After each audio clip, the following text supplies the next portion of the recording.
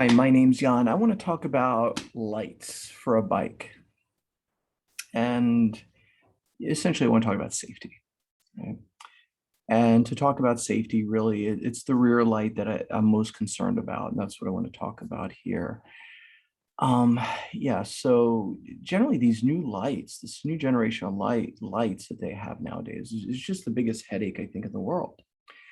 When I was a kid growing up, they had lights that were solid and blinking. That was it. You want a blinking light, you got a blinking light. You want a solid light, you have a solid light. That's it. And the blinking lights usually would run for 2 to 3 times longer. My recollection is like 100 hours on solid and 2 to 300 hours on blinking.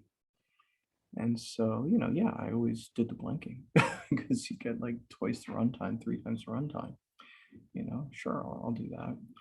And then talking to people, I understood that what happens when you blink is that people stare at the blink, especially the stranger the pattern. And when people stare at something, which you learn on a bike, is they go there. So if you're grabbing attention from people in a car that can kill you, it just doesn't make any sense to me, right? I mean, why would you want to bring attention to yourself or somebody who's driving this motor vehicle that can just run you over? And so the point being, these blinking lights, especially the weird blinking lights they have in this generation now, it's like I have a light that has like 10 modes. I'm like, oh my god, like who needs 10 modes of fancy schmancy blinks? It's crazy. So I highly recommend people just use a solid light, on the rear. It just makes sense in my opinion, right? You don't want to attract attention to yourself. You don't want people staring at you because they will go to you, creating a risk dynamic for you. So that's number one. Number two, okay, so that's, so just use a solid light, And as far as, what kind of lights and that kind of stuff, it turns out it's really funny. This was like 20 years ago. I was biking from Austin, Texas. No, I was biking, yeah, from Austin, to San Antonio. And it was pitch black, couldn't see a thing. And I had these ridiculously little rinky dink lights, these Planet Bike lights. I think they were Planet Bike with like one LED. And it was really interesting because it was like essentially a worthless light. And it actually lit up because it was so dark outside. It actually lit up the region pretty well.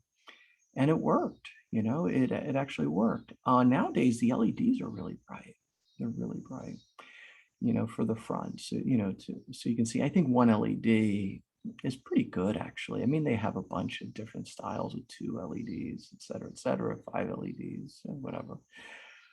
And you can never have too much light, but the whole argument for going with a smaller, like single LED, is because the bikes we're talking about generally are folding bikes, they're small bikes.